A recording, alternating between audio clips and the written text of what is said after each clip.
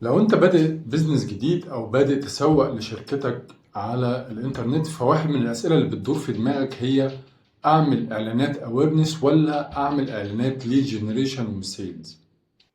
في الفيديو ده انا هقول لك ايه نوع الاعلانات اللي انت تعمله لو انت لسه بتبدا وعايز تبني جمهور او عايز تعرف الناس بالخدمه اللي انت بتقدمها، وكمان انت تبدا تعمل اعلانات ليد جنريشن وتبدا ان انت تستقطب او تجذب عملاء مهتمين بالخدمه اللي انت بتقدمها.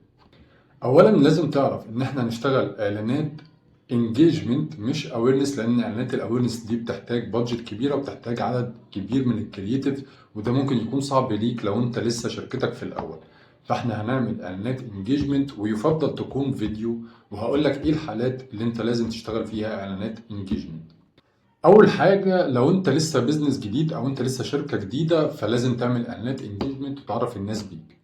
تاني حاجة، لو انت بتطلق خدمة جديدة او بتطلق منتج جديد لازم برضو تعمل اعلانات انجيجمنت بهدف الاويرنس او هدف الناس تعرف.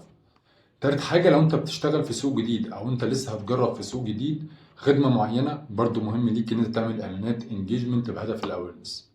والخطوة اللي بعد كده اللي هتبقى منطقية ان انت تعمل اعلانات ليد جنريشن، لان طبعا بعد فترة مثلا من الاعلان اللي انت شغلته، الاويرنس اللي انت شغلته، هيبدأ يبقى عندك قاعدة عملاء وهيبدأ يبقى في ناس اوريدي تدخل على البيج بتاعتك عارفة بالخدمة اللي انت بتقدمها.